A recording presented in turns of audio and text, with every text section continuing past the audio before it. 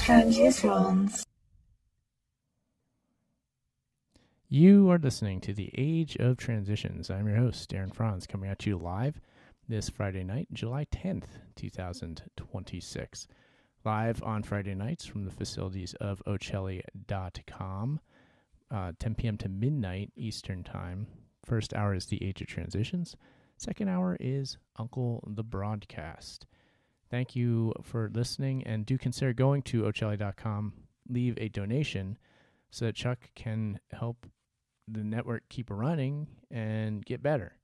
So please do consider going to Ocelli.com, everybody. Thank you for that. TheAgeOfTransitions.com is my website. Several ways to support there. Major one being Revolve Man's Scientific Rise to Godhood. That's my book. Paperback and ebook copies available of that from the site. Links to that there. So thank you everybody who has bought a book. Still there, still going.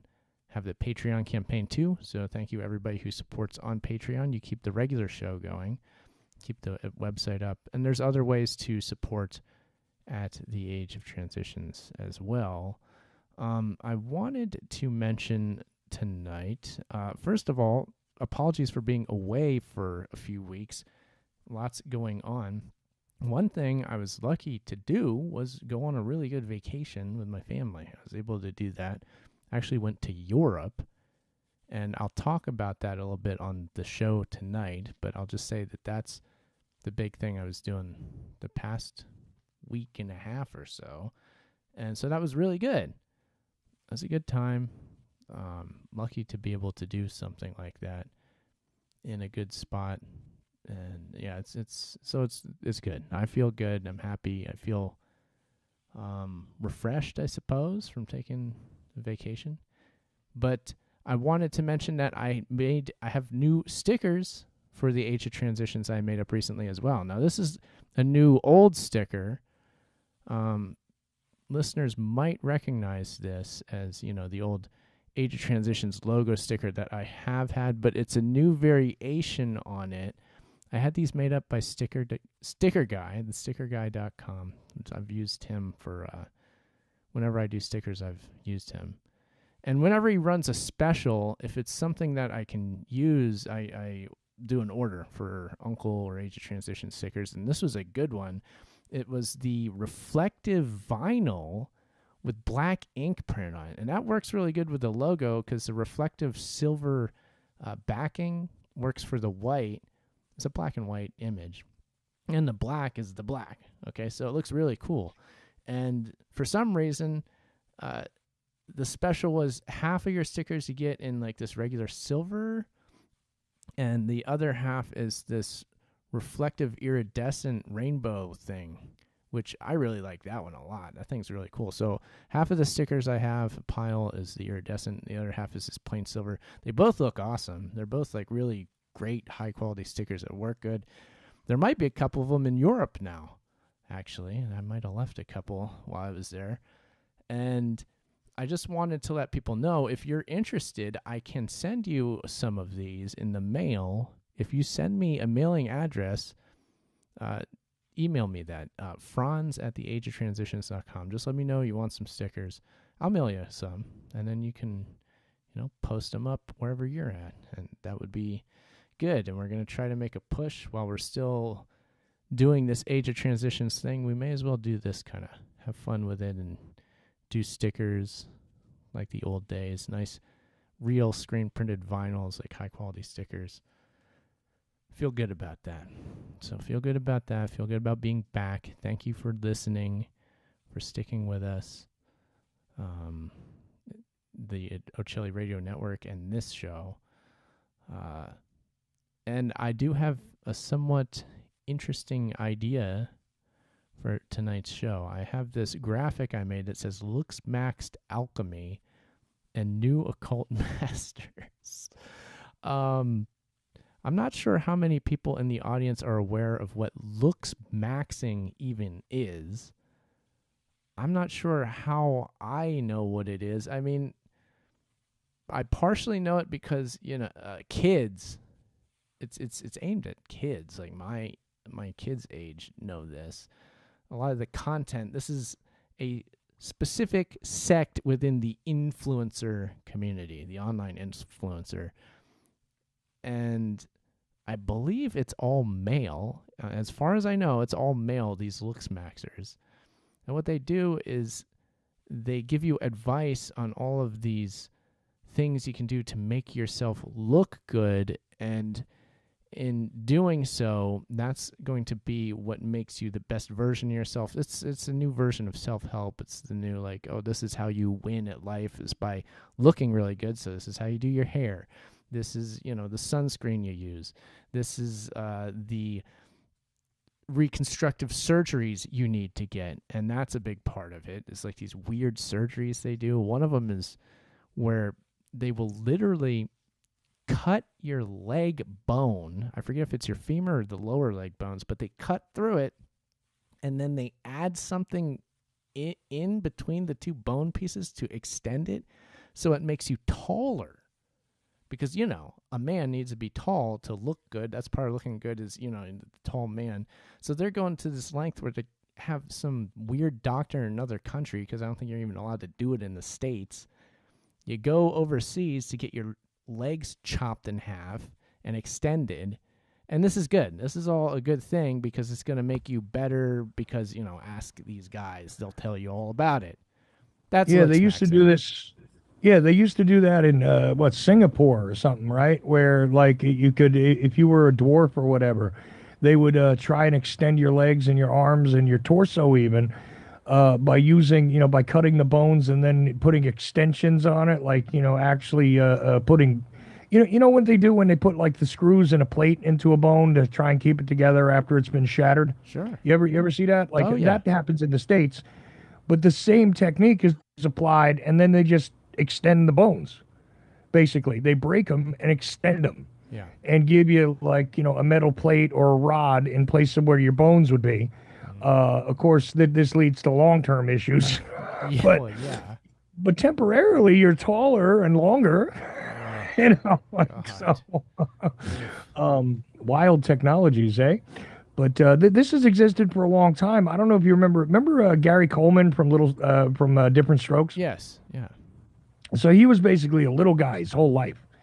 His growth just never got up, and he looked like a kid for way longer than he was. You're familiar with him, right? Yeah. Oh, yeah.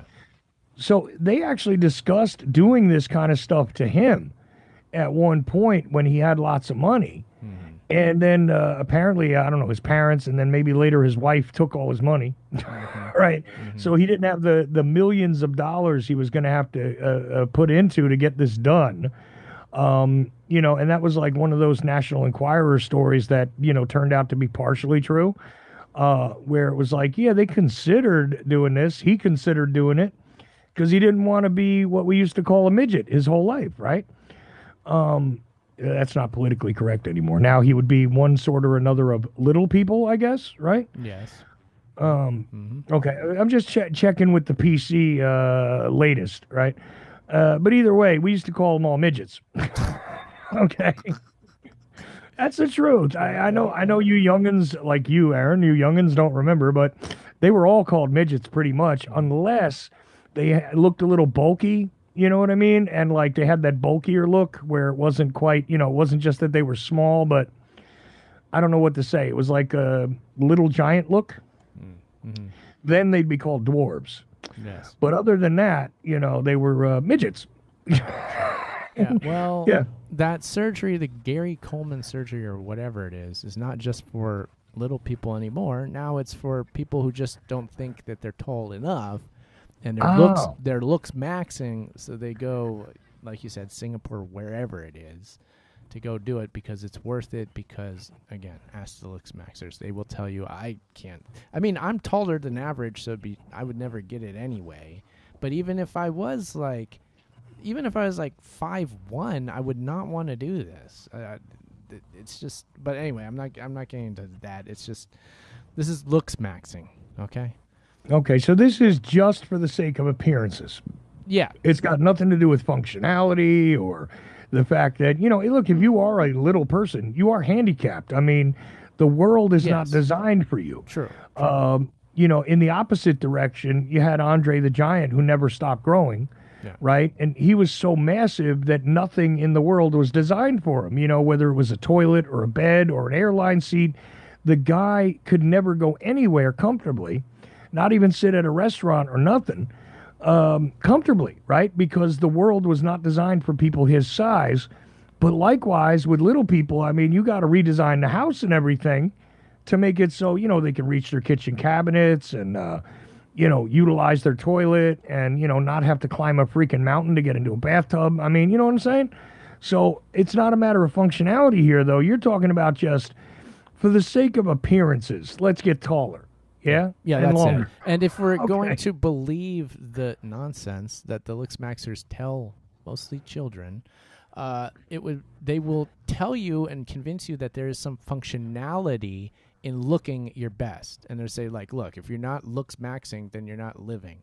Okay, and then thus the whole reason for even paying any attention to them at all. Influencer culture, we know this. We've been online long enough. We understand influencer culture. We understand how these goofballs work. But there was an interesting story as of late in the Looksmaxxing community that I just saw on X today, and it spurred like a whole chain of thoughts, honestly. Okay, there's this guy. Let me just read the post here. I'll read it verbatim from Clavicular Updates on X.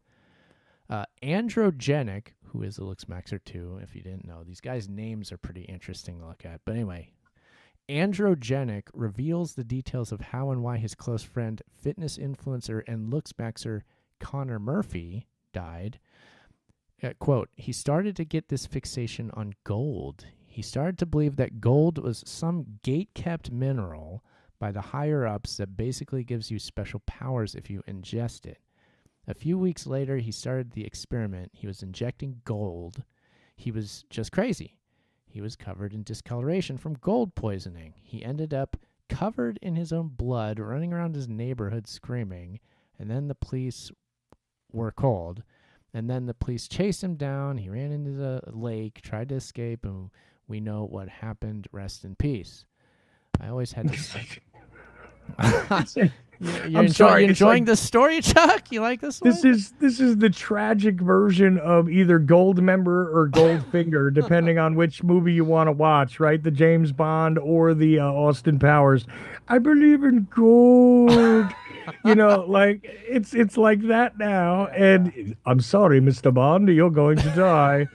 But meanwhile, he's taken in so much gold in his system that he's lost his mind from poison. I mean, that's hilarious. Yeah. See, people don't realize metallic poisoning can do all kinds of things. We all know about lead, but gold can do damage too, even though it's more valuable and less likely for somebody to poison themselves with it because it's just too damn expensive.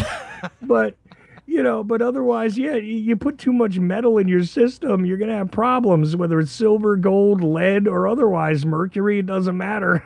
It's a bad idea. Too much metal is too much metal. Yep. Unless it's music, then maximum metal all the time. Oh, yeah. All right. Sorry, go ahead. I'll shut up now, but I just was finding it funny because all I could think of is, I love gold.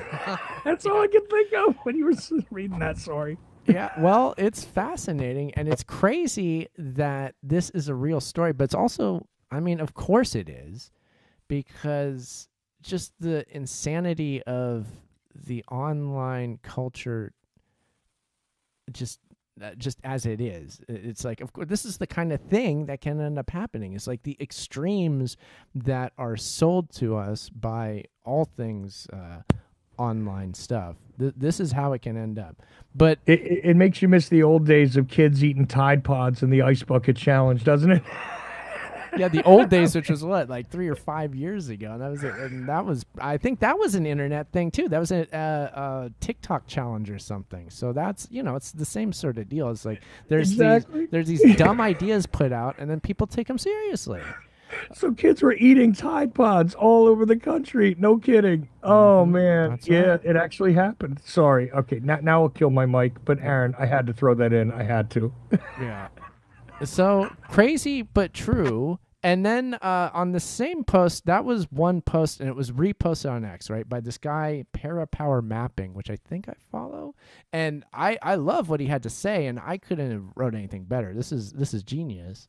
He writes, finally, the Looksmaxxers have transcended their petty transhumanist efforts to become Chad and have set their eyes on the great work to use their fleshy vessels as alchemical alembics for distilling the materia ultima by injecting themselves with gold. So he's saying this is an alchemical thing, which I find fascinating and in a sense, I think really insightful, and as all things alchemical and occult go, true, right? If we understand what true means when we're talking about these sorts of topics. And I hope that the audience here does know. Read Revolve, man. Scientific Rise to Godhood. Not about alchemy in that book. But so we've got the confluence of a lot of things going on in this story. You've got moronic social media influencers killing themselves because of these what are essentially like TikTok challenges, but not even. It's just like misinformation from online that they stumble upon, and because they think that they're so smart that they found this special thing, they just take it to an extreme and end up, in this case, dying. But similar things happened within alchemy over the centuries where people would take the alchemical, anybody who took alchemical writings seriously in the literal sense, anybody who took alchemy literally and pursued it would die because they do all these chemical experiments on their body, which kill them. And the whole point of alchemy was never literal. It was always this symbolic language, which sometimes actually did reference real scientific concepts in certain instances, but it never was like, here, you're going to put this lead in there, it's going to turn into gold, and then you drink it, and then, it's the elixir of life, you're going to live forever. No, never. But with this idea of alchemy, with this idea of the occult, and also the concept of, who the alchemists were employed by back in the Middle Ages and whatnot, they were under the some alchemists would be employed by kings, by royalty, kings, queens, and things like this, and they would get their money and they would be doing their experiments because they were bankrolled by the establishment of the time. And nothing's really ever changed. Anybody in this position to be doing something where it looks like they're not actually working, but they spend their time doing researching alchemy, or in our day, looksmaxxing, being a looksmaxxing influencer, how do you live off that? Well, the answer is you're bankrolled by a billionaire. And who is it that is doing the bankrolling of most of these looksmaxxers? Well, it's none other than our buddy Peter Thiel is bankrolling a lot of these guys. Big surprise. He seems to be behind everything. And he has played a part in this scene. Him, and I'm sure plenty of other people are giving these guys money. But you've got, so with this and with him, the whole alchemical thing is interesting, and the transhumanist thing is obvious. Yeah, these guys are absolutely, the looksmaxxing thing fits neatly into the transhumanist model of, okay, your human body and everything in it, all things human, have to go because it's not good enough. Your mind, your body, everything has to be changed to become transhuman, become better, something better. And so with this, we're seeing the petty physical appearance, like the lowest level of what being a human is, the lowest common denominator of, do you look good or are you ugly, right? This is like the most superficial thing about being a person from any way that you come at this. In this case, we're talking about the transhumanist philosophy, and you better believe all things transhumanism have been pushed by the same crowd again, the same crowd of our billionaire buddy and his cohorts are very much, they're behind the scenes of so many online alternative ideas. And that's another interesting aspect of this too, is the whole ingesting gold because it's this gate-kept thing that the establishment doesn't want you to know about. That was what this dude that killed himself with gold was thinking. And that's the same frame of reference as all conspiracy culture content, alternative media, or anything countercultural, anti-establishment online comes at that the same basic framework. Is you have been lied to your whole life. The truth has been withheld and kept under wraps. And if you find it, then you're going to find this, wonderful secret thing where you're going to succeed. You're going to looksmaxxed to the max. You're going to, you ingest gold and you're going to live forever, or whatever this guy was thinking. So a lot of things going on, I think we can see. But what about the occult alchemical aspect of this and the concept that the guys behind the scenes, the real the real masters, the alchemical masters of our universe and of our world, that have definitely done an alchemical thing in altering our world. There's no doubt about that. So they have been able to do that much. So practically, alchemically, the proof is there in what they have already done, and it's way too much. And a lot of it has to do with immaterial things, for that matter.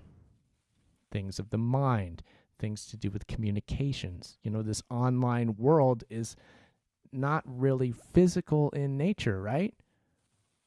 It's metaphysical in a sense. So there's a lot to be said for that. But what about the guys themselves? Are they master philosophers? Are they sages? Do they have a real deep grasp of these concepts that they're wielding and that they're using to their benefit?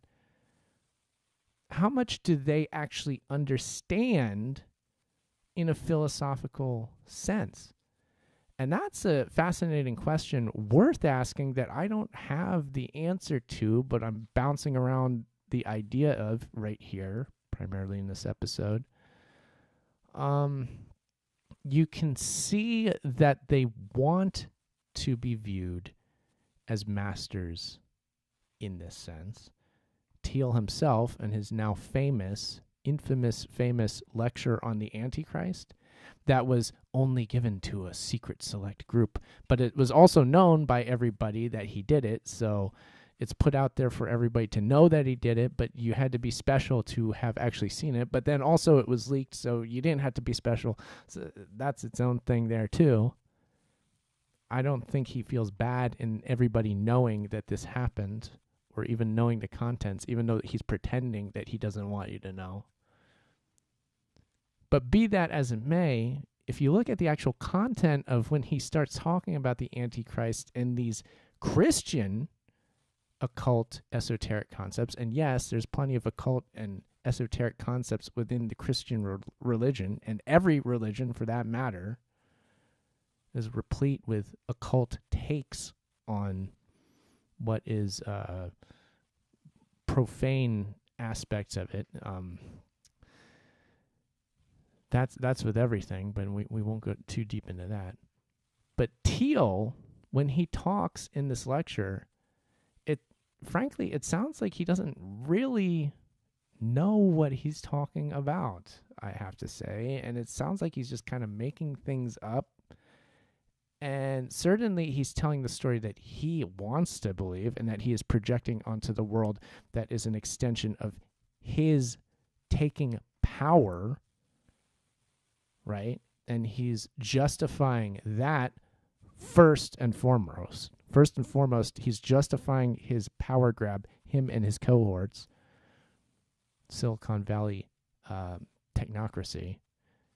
He's justifying that in a religious sense, and he's doing it by saying stupid crap like Greta Thunberg is the Antichrist and stuff like this. Really? Greta Thunberg is the Antichrist. And the concept that if we don't embrace AI and technology, that we're some part of the Antichrist or whatever. It's like, okay. And besides that, it just seems like he doesn't really know. Once again, like when it comes to like little detailed stuff, I don't have any of. I'm not going to pick apart any of the speech. I'm just generally saying that for now because there's more that I want to get talking about with this. So Thiel and his buddies, the other captors of America, they own our country now. Do not forget that. I think I need to make a point to say that on every episode. I do, and I will. I will continue to do so until it's no longer the truth, which we'll see if that ever happens. No time in recent or in the foreseeable future. But anyway, Thiel and the other nouveau riche techno-oligarchs controlling our country, which it's interesting to think of them as the new rich, because that's what they are. They are, Atlas Shrugged, Promethean American exemplars of like, look, I picked myself up by my bootstraps and I made myself a billionaire, and look what I'm doing now. The Randian heroes that they know that they are. So that's interesting. But I know I remember in school, in high school, learning about classes in what was the class? Like social studies or something. But anyway, at one point you learn about the classes. You got the upper class, you got the middle class, you got the lower class. And there's these tiers within every class. And within the upper class, the two tiers are new rich and old money. The old rich, old money is, guess what? They're at the top. They are the upper class. So that's what it is. Upper class and lower upper class. Lower upper class is new rich. It doesn't matter if you have hundreds of millions. It doesn't matter if you have a billion or billions of dollars. You're still new rich, and you're still lower upper class no matter how much money you acquire, because you're not old money yet.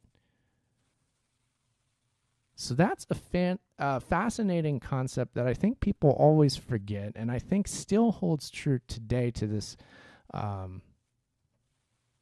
time. And I believe that these masters of the U.S.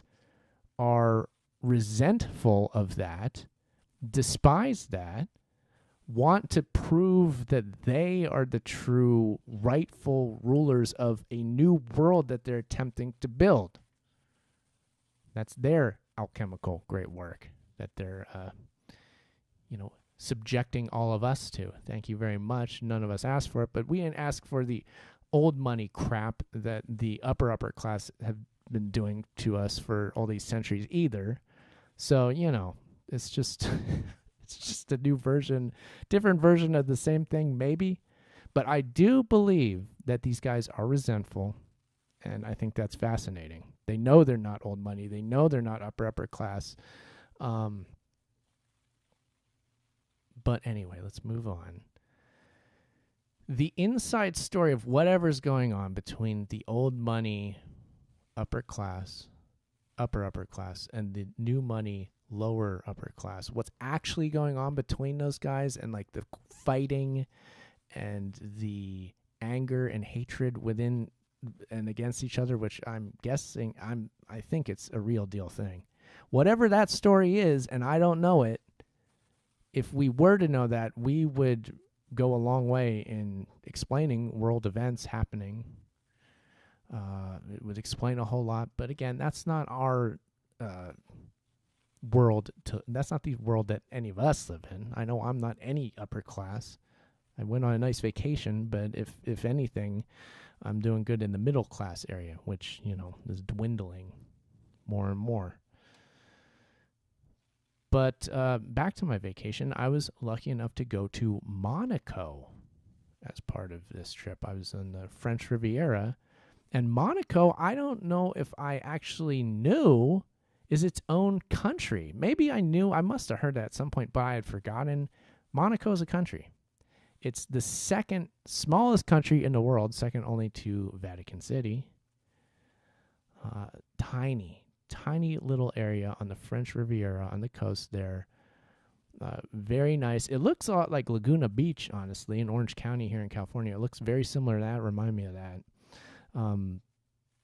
Both the landscape and then all of the luxurious buildings and architecture that was there.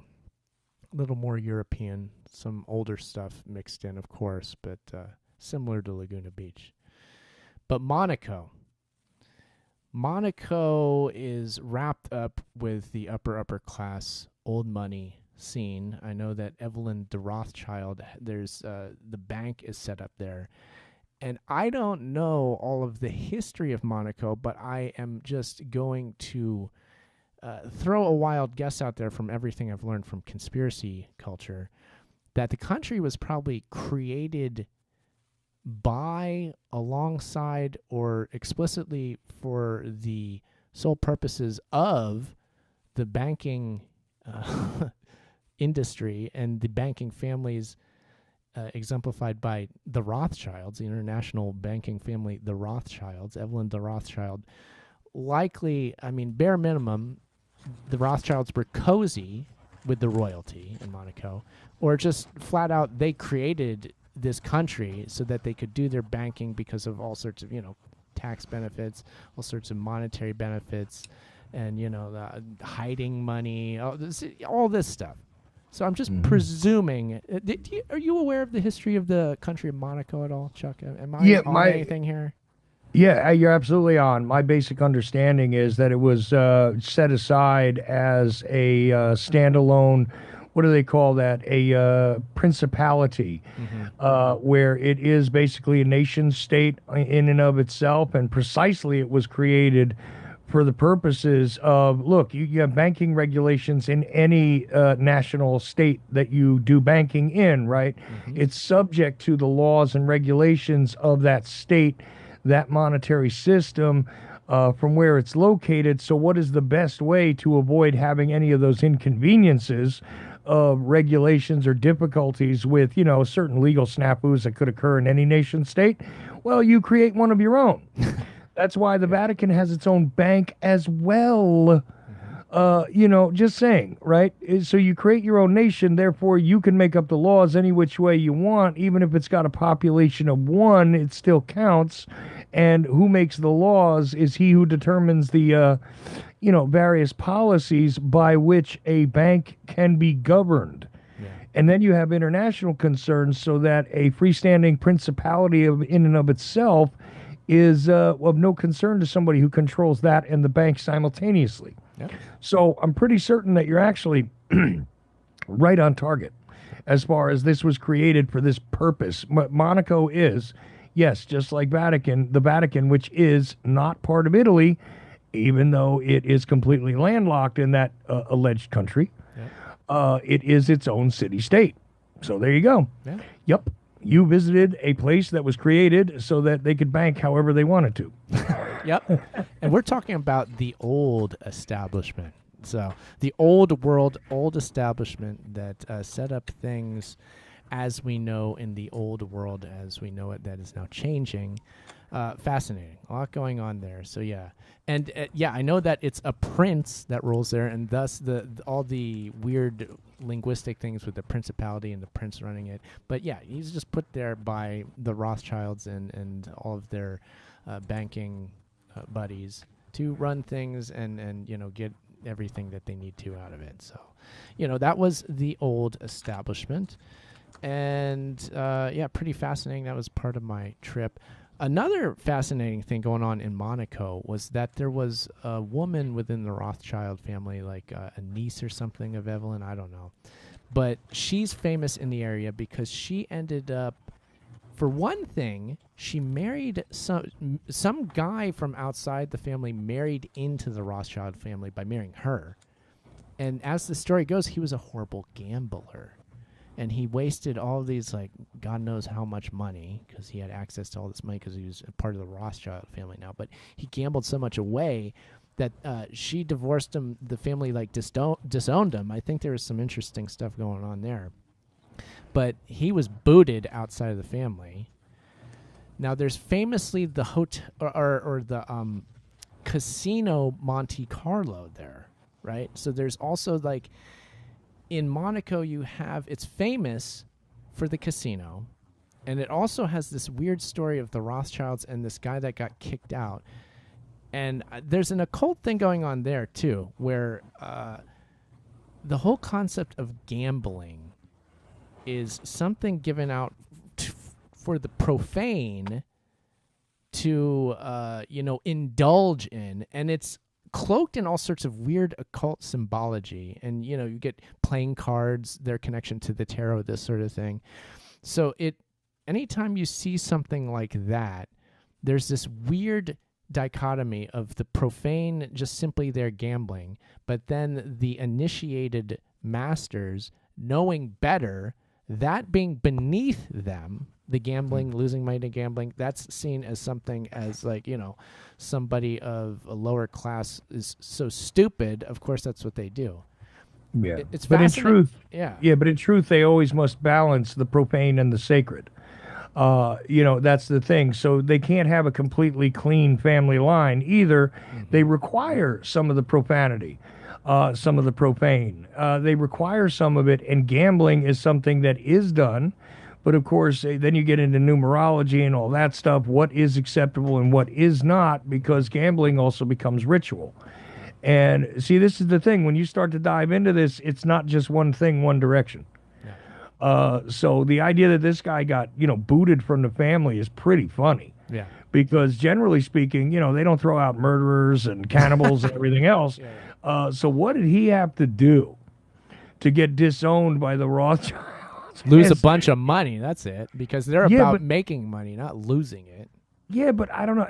That to me does not seem like an adequate enough answer. Because a bunch of these guys have done dumb things and lost money. Sure. And when you have, a gigantic fortune, it's like, I mean, imagine you have $1 trillion and I tell you, hey, Aaron, I just wasted $1 million. Yeah. You might be a little mad at me, but, given the context of it, it's like, all right, so you lost $1. You know what I mean? Mm-hmm. How much could this guy have lost? One. Two, he must have done something else that was just so horrific that he had to go. I mean, I do not buy the whole he just gambled too much money story. I'm sorry. Yeah, but be that as it may, the gambling story has this symbolic element that I find fascinating too, and that is the cover story is pretty interesting. Of course there's more to it. Of course there's more to the story, but there's always more to an occulted story of anything. There's more going on with the Casino Monte Carlo. There's more going on with anything going on in Monaco. There's a lot more than meets the eye. And it's fascinating. It was a fascinating place. And so there's all of that. And this woman from the Rothschild family, she ended up making like the biggest villa in Monaco, and it's now she turned it over to the public. It's now this tourist attraction I didn't go to, but I know it's there. You can see it now. And so, that's just part of the scene there. You can go see the Prince's Palace, and you can go see the Rothschild Villa, which is the largest one in the entire country. So that's pretty much the story of Monaco. And even the symbolism, I think, of the famous Monte Carlo F1 race, I think you could break that down with some occult things going on with that. That actually leans into, man's control over nature and even technology, right? And the fast cars. So that feeds us back into this new power system. We're coming back to the new world now on the other side of the Atlantic here in the United States, the new world, not the old world. And the masters, the would-be masters of this new world that are coming up now Are they coming up to supplant the old world powers? Which are they fading? Are they in conflict with these new guys? I don't know. I can't tell, but it's an interesting question to ask.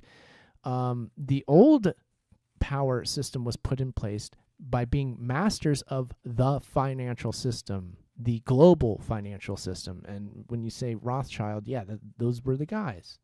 Okay? And so there was the old financial system that even stands to this day, but is potentially being challenged, right? Because what are these new tech guys? What have they done? Well, they're all about cryptocurrency. They're all about creating digital currencies, putting those into place, creating these new weird digital forms of finance, putting them in place. Starting as like this outlier that was what? An affront and a challenge to the established financial system, financial status quo. If you remember, Bitcoin, when it came out, it was lauded within conspiracy culture and alternative media circles. In fact, as far as I'm concerned, that was the ecosystem that Bitcoin wasn't necessarily created within, but it was the ecosystem, the market, which it was pushed onto first. It's like, oh, you guys are going to eat up this thing called Bitcoin because you know what it is? We're going to finally take on the Federal Reserve and their stranglehold on making fake money. We know that their money's fake. Here's our money, which isn't fake at all. It's way better. Well, it might be fake. It might all be digital, and of course that's fake. But it's better because it's not the Federal Reserve. Here, get a bunch of Bitcoin. And if you had gotten a bunch of Bitcoin when the alternative media people were telling you to do, and you invested in it, you famously would have become really rich. And so, if you would have bought it then and sold it now, you would have made tons of money. So that's a fascinating thing too. It's like, look, if you had listened to the gospel of the new anti-establishment gospel, you would have succeeded. Kind of like the guys that are running it, but they're not. You're not really supposed to know, but you are supposed to know. They want you to know. They don't want you to know. Right? There's this push and pull going on there. They love having you know that they're in control, but they also don't want you to know that. They're trying to hide things, but not. But what they do want you to do is buy into all of their stuff. Bitcoin, what was that guy Yamamoto, that fake alias that of the guy who supposedly created it, which is another. If we want to talk about occult figures, it's similar to like Saint Germain, right? Where you get this composite character that's like, oh, the Count of Saint Germain did this, and he did that, and he did these things, and he was in this country, he was in that country, he lived this long. What it's describing is the influence of these different members of a secret society or group of secret societies that were in league with each other doing these projects in Europe and America, if we're talking about Saint Germain.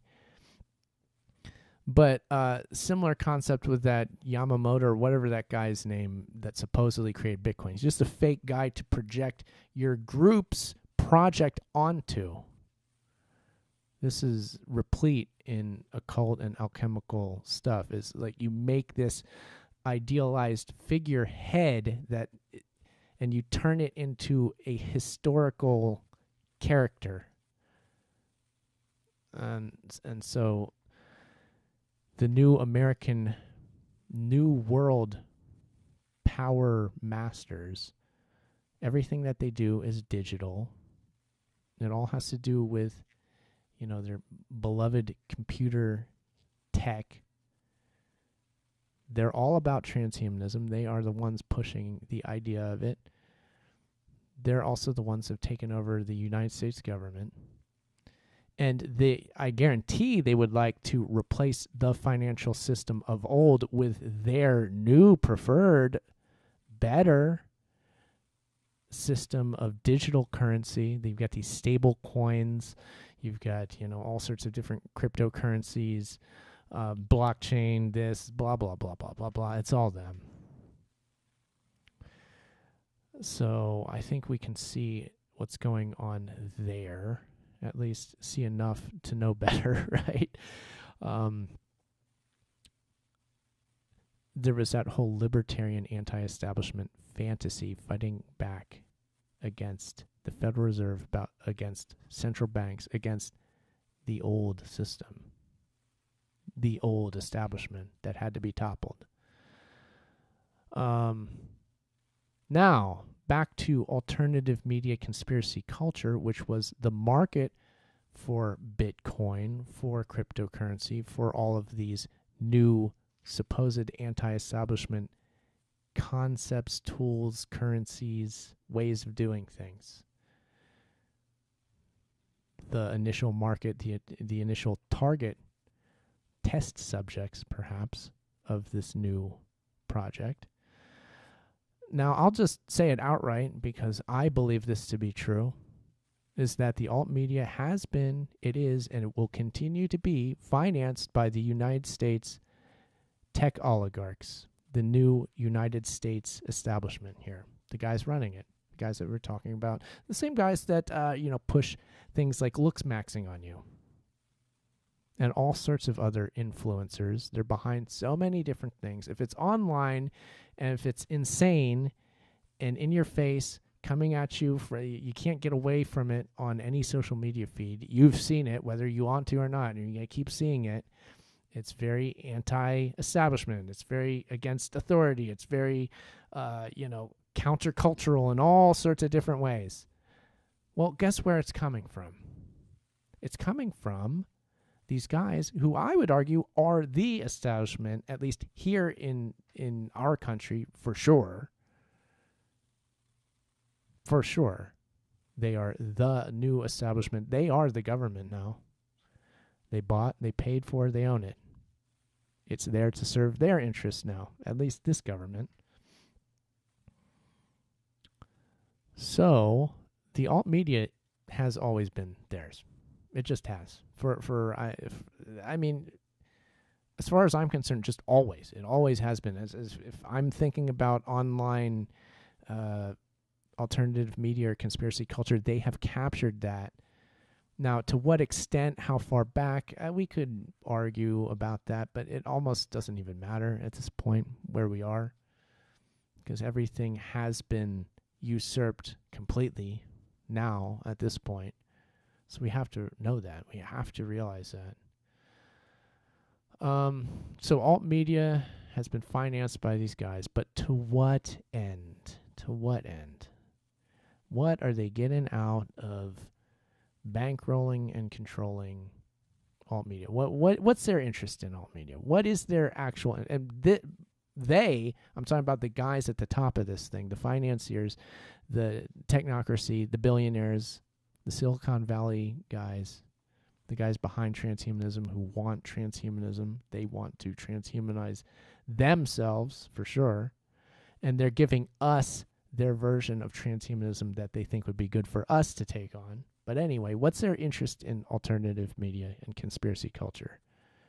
Is it to use as a propaganda tool? Is that their interest? Is their interest to use alternative media and online media of all sorts as just simple misinformation to get people going down all sorts of wrong paths? Is that what they want?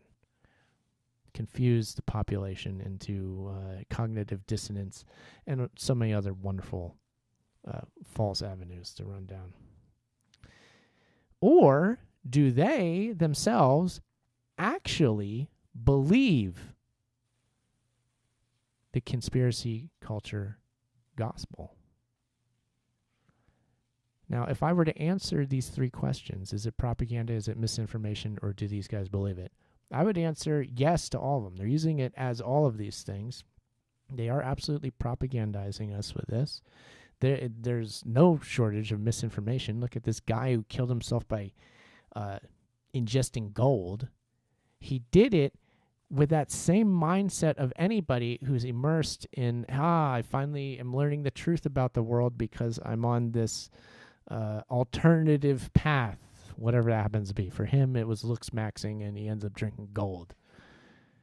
But for somebody else, it might have been, finding old William Cooper shows and listening to every single episode, getting into Alex Jones and listening to that, getting into 9/11 Truth, learning about the Federal Reserve and how horrible that is, and central banking and how money is fake.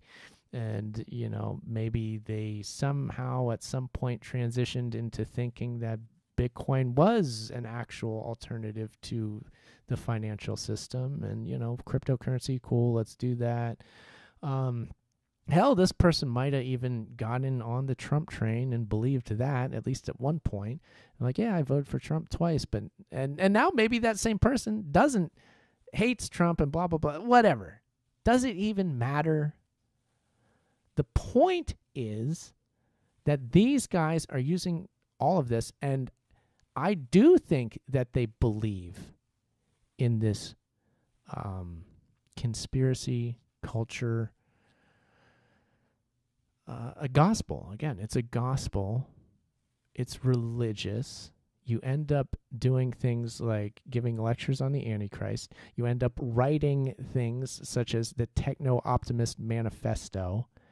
You look at these things from these guys, and you can see coming forth the way that they actually feel. That's what's interesting about this new United States power elite, is that how candid they can be, that they will just lay it all out there.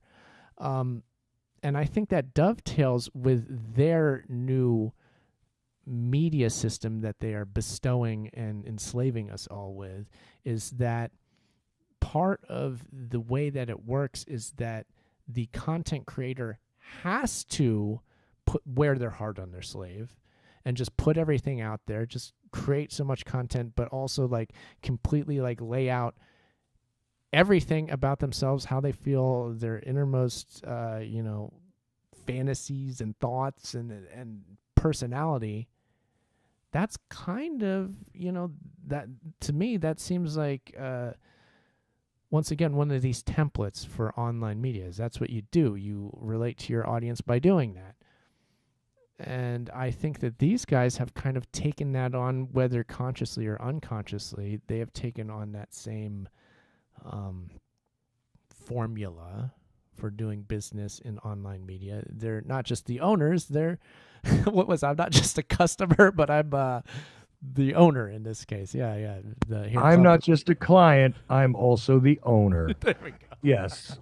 Hair Club for Men, which a lot of these guys could be, part of the Hair Club for Men. I know I could be, but Mark Andreessen certainly could join, and his buddy Joe Rogan.